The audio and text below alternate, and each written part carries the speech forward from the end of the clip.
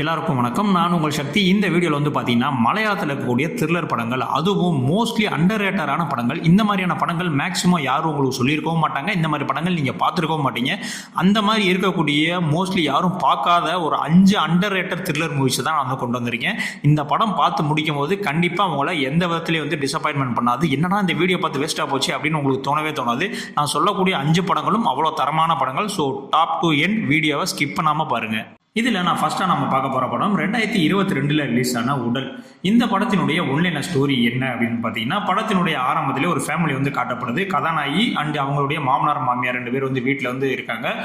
இவங்க 2 பேருக்குமே வந்து பார்த்தீங்கன்னா ஒரு சின்ன குறைபாடு இருக்குது. அந்த மாமனாருக்கு வந்து பார்த்தீங்கன்னா ஒரு கண்ணு சுத்தமாகவே தெரியாது, இன்னொரு கண்ணு கொஞ்சம் மங்களாக தான் தெரியும். இந்த மாமியார் வந்து பார்த்தீங்கன்னா எப்போவுமே வந்து படுத்த படுக்கையிலே இருக்காங்க. ஸோ கதாநாயகி தான் வந்து இவங்க 2 பேருக்குமே வந்து பணிவுடை இதெல்லாம் வந்து பார்த்துட்டு இருக்காங்க. இவருடைய ஹஸ்பண்டுமே வந்து பார்த்தீங்கன்னா துபாயில் அங்கே வந்து வேலை பார்த்துட்டு இருக்காரு.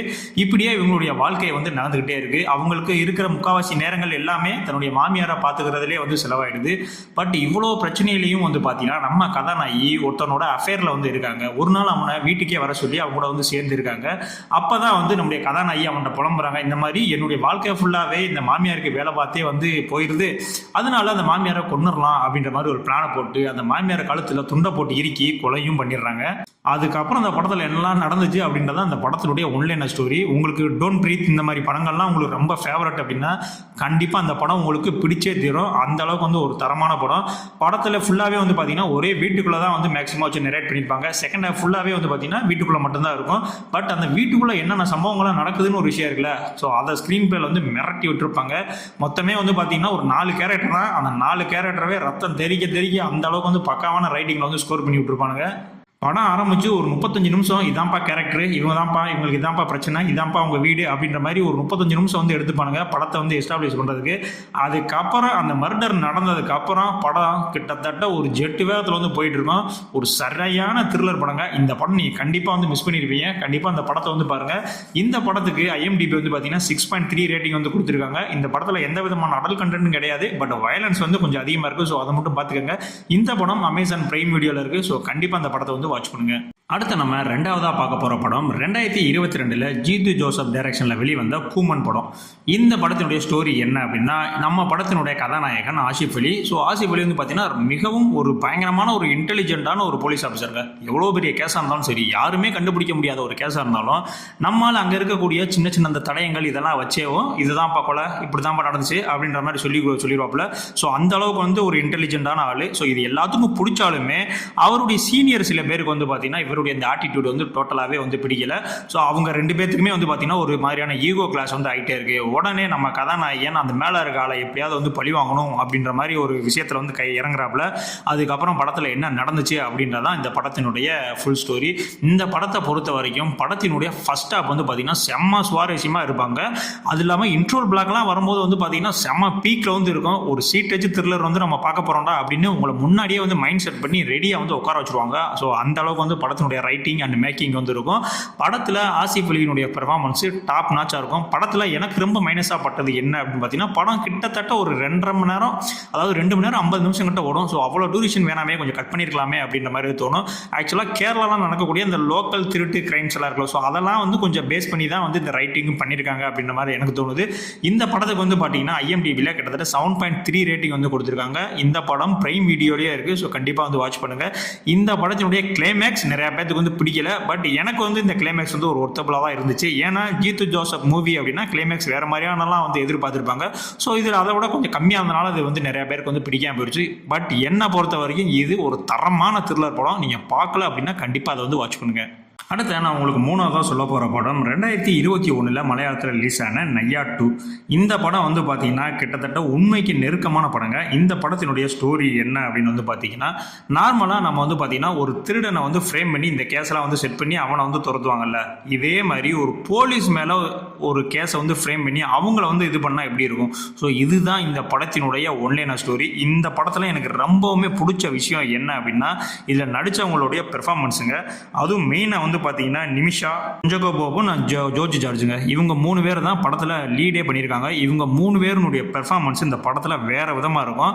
ஒரு நார்மலான ஒரு போலீஸ் ஸ்டேஷனில் டெய்லி ரியலாக நடக்கக்கூடிய இன்சிடென்ட்ஸ்லாம் இருக்குல்ல, ஸோ அதெல்லாம் அப்படியே நீங்கள் லைவாக வந்து பார்க்கலாம். படத்தில் யாருமே வந்து நடிச்சிருக்க மாதிரியே தெரியாது. இது உண்மையிலேயே போலீஸ் ஸ்டேஷன் போல் உண்மையிலே போய் ஷூட் பண்ணியிருக்காங்க போன்ற அளவுக்கு தோணும். ஸோ அந்த அளவுக்கு வந்து பார்த்தீங்கன்னா உண்மைக்கு நெருக்கமாக வந்து இந்த படத்தை வந்து எடுத்திருப்பாங்க. ஆனால் இந்த படம் ரொம்பவுமே ஒரு ஸ்லோ பர்ன் த்ரில்லருங்க. நான் வந்து பரபரப்பாக வந்து இந்த படம் போகுமா அப்படி இப்போ சீட் வச்சுட்டு உட்காந்துருப்பீங்களா அப்படின்னு கேட்டிங்கன்னா கண்டிப்பாக அந்த படம் அந்த மாதிரிலாம் போகாது. ஒரு ஸ்லோ பர்ன் த்ரில்லர் தான், மெதுவாக தான் படம் மூவ் ஆகும். ஆனால் படம் பார்த்து நீங்கள் முடிச்சதுக்கப்புறம் கண்டிப்பாக ஒரு நல்ல ஒரு தரமான படம் பார்த்தோம் அப்படின்ற மாதிரியான மைண்ட் செட் உங்களுக்கு கண்டிப்பாக வரும். ஆனால் இந்த படத்தினுடைய கிளைமேக்ஸ் வந்து பார்த்தீங்கன்னா எல்லாருக்கும் பிடிக்குமா அப்படின்னா கண்டிப்பாக வந்து பிடிக்காதுங்க. ஏன்னா ஒரு சில தடவை இருக்குது இதுதான் அந்த படத்துக்கு சரியான கிளைமேக்ஸ், மலையாள படம்னா இப்படி தாண்டா இருக்கும் அப்படின்ற மாதிரி சொல்லுவாங்க. சில பேர் என்னடா ஃபைனலாக வந்து இப்படி முடிச்சிட்டாங்களே அப்படின்ற மாதிரியும் சில பேருக்கு தோணலாம். ஸோ இந்த கிளைமேக்ஸ் மட்டும் நீங்கள் பார்க்குற மைண்ட் செட்டை பொறுத்து தான் இருக்குது இது உங்களுக்கு பிடிக்குமா பிடிக்கலையா அப்படின்னு. பட் என்னை பொறுத்த வரைக்கும் இந்த கிளைமேக்ஸ் இந்த படத்துக்கு ரொம்ப ஆக்டாக தான் இருந்துச்சு, ரொம்ப ஒர்த்தாகவும் இருந்துச்சு இந்த படம். இந்த படம் IMDbல 10க்கு 8 ரேட்டிங் வந்து கொடுத்துருக்காங்க. இந்த படம் ஆஹா OTT அண்ட் நெட்ஃப்ளிக்ஸ்லையும் வந்து அவைலபிளாக இருக்குது. ஸோ நீங்கள் பார்க்கல அப்படின்னா கண்டிப்பாக பாருங்கள். ஒரு ஸ்லோ பர்ன் த்ரில்லர். ஸோ அதை மட்டும் மனசில் வச்சுக்கிட்டே நீங்கள் வந்து பாருங்கள். அடுத்து நம்ம 4வதாக பார்க்க போகிற படம் 2023 வந்த இளவிழா பூஞ்சிரா. இந்த படத்தினுடைய ஸ்டோரி என்ன அப்படின்னு பார்த்தீங்கன்னா ஒரு மலை மேலே இருக்கக்கூடிய ஒரு ஹில் ஸ்டேஷன் இருக்குல்ல, அதில் இருக்கக்கூடிய ஒரு போலீஸ் ஸ்டேஷனுக்கு அதில் டியூட்டிக்கு ஜாயின் பண்ண போகிற நம்மளுடைய கதாநாயகன் போய் ஜாயின் பண்ணதுக்கப்புறம் அவருக்கு வந்து ஒரு கேஸ் வருது. அதாவது ஒரு மர்டர் வந்து நடக்கப்பட்டிருக்கு. ஆனால் அதில் வந்து உடம்பே வந்து பார்த்தீங்கன்னா சிதைஞ்சு அங்கங்கே ஒரு பீஸாக வந்து கிடைக்குது. ஸோ அதுதான் அவர் எடுக்கக்கூடிய முதல் கேஸு. உண்மையிலே இந்த உடம்பு வந்து யார், ஆனா பெண்ணா, எதுக்கு இந்த மாதிரிலாம் வெட்டி போட்டிருக்காங்க, இந்த கொலை யார் பண்ணாங்க அப்படின்றது தான் இந்த படத்தினுடைய ஒரு ஒன்லைன் ஸ்டோரி. இந்த படத்தை பொறுத்த வரைக்கும் மிகப்பெரிய ப்ளஸ் பாயிண்ட் என்னன்னு பார்த்தீங்கன்னா சினிமாட்டோகிராஃபி தாங்க. இந்த படம் பார்த்து நீங்கள் முடிக்கிற வரைக்கும் அப்படியே அந்த ஹீல்ஸில் நீங்களே வந்து வாழ்கிற மாதிரியான ஒரு ஃபீலை வந்து கொடுக்க வைக்கும். அந்த அளவுக்கு வந்து இதனுடைய சினிமாட்டோகிராஃபி வந்து இருக்கும். ஃபர்ஸ்ட் ஹாஃப் வந்து பார்த்தீங்கன்னா ரொம்பவுமே வந்து ஸ்லோவாக போங்க. பட் செகண்ட் ஹாஃப் வந்து பார்த்தீங்கன்னா டோட்டல் படமே வந்து பார்த்தீங்கன்னா அந்த செகண்ட் ஹாஃப் தாங்க. நீங்கள் ஃபர்ஸ்ட் ஹாஃப் பார்க்காம வந்து அப்போ நான் செகண்ட் ஹாஃப் பார்த்தா படம் புரியுமா ப்ரோ அப்படின்னு கேட்டிங்கன்னா கிடையாது. ஏன்னா ஃபர்ஸ்ட் ஹாஃபில் சில விஷயங்கள்லாம் இருக்குது. ஸோ அது ஃபுல்லாக ரொம்ப ஸ்லோவான வந்து சொல்லியிருப்பாங்க. ஸோ நீங்கள் ஃபர்ஸ்ட் ஹாஃபை ஸ்லோவாக பார்த்துட்டீங்க அப்படின்னா செகண்ட் ஹாஃபில் ஒரு பீக் மலையாளம் சினிமா வந்து உங்களுக்காக காத்துட்டு இருக்கு. அது மட்டும் இல்லாமல் இந்த படத்தில் சோபின் அவர்களுடைய ஆக்டிங்லாம் வந்து பார்த்தீங்கன்னா வேற லெவலில் வந்து பண்ணியிருப்பாப்புல. மனுஷன் ஒரு போலீஸ்காரராகவே வந்து அப்படியே வந்து வாழ்ந்துருப்பாப்புல. அது மட்டும் இல்லைங்க, இந்த படத்தினுடைய டைரக்டர் யார் அப்படின்னு பார்த்தீங்கன்னா ஷாகி கபீருங்க. இவர் வந்து பார்த்தீங்கன்னா ஜோசப் அண்டு நையாட்டுன்னு சொல்லலாம். இந்த படத்துக்கான ரைட்டர், ஸ்க்ரீன் பிளே ரைட்டர் வந்து இவர் தான். ஸோ இவருடைய முதல் படம் டைரக்ஷனும் வந்து பார்த்தீங்கன்னா இந்த இளவிழா பூஞ்சிரா படம் தாங்க. முடிஞ்ச அளவுக்கு இந்த படத்தை கொஞ்சம் பொறுமையாக பாருங்கள். ஃபர்ஸ்ட் ஹாஃப் மட்டும், செகண்ட் ஹாஃப் ஒரு தரமான மலையாள சினிமான்னு சொல்லல. ஸோ அந்த அளவுக்கு வந்து ஒருத்தான ஒரு படம் உங்களுக்காக காத்துட்டு இருக்கு. இந்த படத்துக்கு IMDb 7.3 ரேட்டிங் வந்து கொடுத்துருக்காங்க. இந்த படம் பிரைம் வீடியோவில் அவைலபிளாக இருக்குது. ஸோ கண்டிப்பாக அந்த படத்தை வந்து மிஸ் பண்ணிடாதீங்க. அடுத்து நான் ஃபைனலாக சொல்ல போகிற படம் 2022 ஒரு ஹாரர் த்ரில்லர் படமாக ரிலீஸ் ஆன பூதகாலம். இந்த படத்தினுடைய ஒன்லைன ஸ்டோரி என்ன அப்படின்னா ஒரு வீடு, அந்த வீட்டில் வந்து பார்த்தீங்கன்னா நம்ம ஷான்னிகாம் அண்டு ரேவதி, ஒரு பாட்டி, இவங்க 3 பேர் வந்து தங்கிட்டு இருக்காங்க. அந்த நம்மளுடைய ஹீரோவான ஷான் வந்து பார்த்தீங்கன்னா படித்து முடிச்சிட்டாரு, ஆனால் வேலைக்கெல்லாம் போகாமல் ஊர் சுற்றிட்டு இருக்காரு. இதையே நினச்சி வந்து பார்த்தீங்கன்னா ரேவதி அவர்கள் வந்து ரொம்பவுமே வந்து கவலைப்பட்டு இருக்காங்க. ஒரு சுச்சுவேஷனில் அவங்க பாட்டி வந்து இறந்து போயிடுறாங்க. அதுக்கப்புறம் அந்த வீட்டில் பல மர்மமான விஷயங்கள், அமானுஷ்யமான விஷயங்கள்லாம் வந்து நடக்க ஆரம்பிக்குது. அதுக்கப்புறம் படத்தில் என்ன நடந்துச்சு அப்படின்றது தான் இந்த படத்தினுடைய ஒன்லைன் ஸ்டோரி.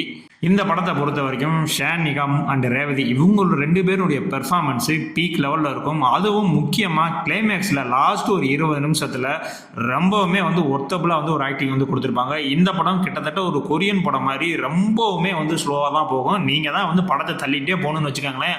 அந்த அளவுக்கு ரொம்பவுமே வந்து ஸ்லோவாக போகும். ஆனால் கடைசி 20 நிமிஷத்தில் மிரட்டி எடுத்துருப்பானுங்க.